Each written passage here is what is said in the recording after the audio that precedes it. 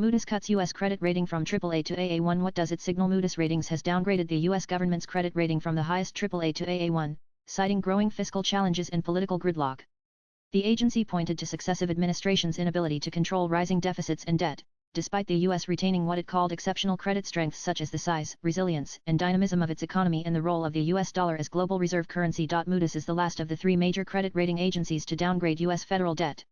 Standard & Poor's made its cut in 2011, while Fitch Ratings followed in 2023. The downgrade comes amid mounting concerns over the federal government's finances.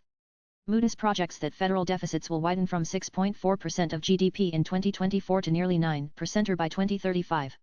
The debt-to-GDP ratio is expected to surge from 98% in 2024 to 134% by 2035, with interest payments alone possibly consuming 30% of federal revenue by that time, up from 18% in 2024. We expect federal deficits to widen, reaching nearly 9% of the U.S. economy by 2035, up from 6.4% in 2024, driven mainly by increased interest payments on debt, rising entitlement spending, and relatively low revenue generation, Moodys said in a statement. The agency also flagged the potential extension of the 2017 Trump-era tax cuts backed by the Republican-controlled Congress as a major risk to fiscal stability.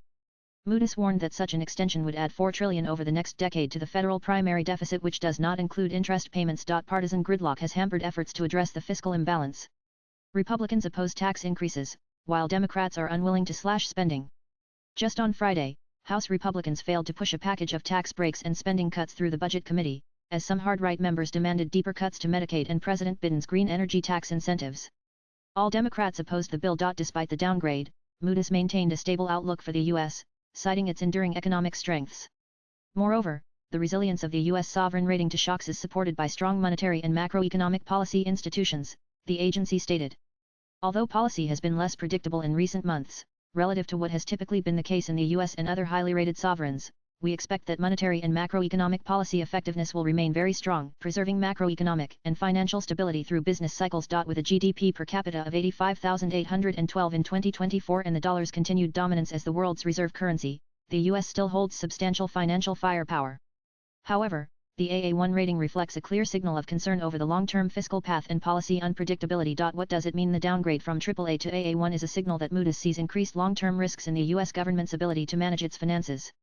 It reflects growing concern over ballooning deficits and debt. Federal deficits are set to reach nearly 9% of GDP by 2035, with debt soaring to 134% of GDP. Rising interest burdens a larger share of government revenue will be consumed by interest payments, squeezing funds for other priorities. Policy inaction. A politically divided Congress has failed to agree on meaningful reforms to reduce the deficit. Extension of tax cuts. Maintaining the 2017 tax cuts could add $4 trillion to deficits over the next decade. While this downgrade doesn't immediately impact the U.S.'s ability to borrow, it could raise long-term borrowing costs and erode investor confidence if fiscal reforms continue to stall.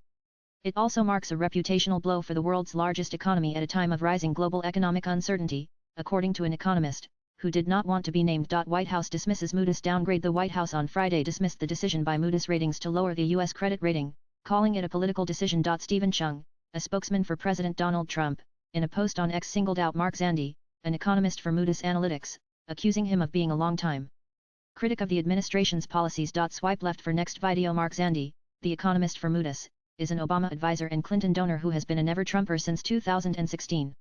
Nobody takes his analysis seriously. He has been proven wrong time and time again. https://col1dufm5 Bryce Stephen Chung 47 May 16, 2025 Nobody takes his analysis seriously.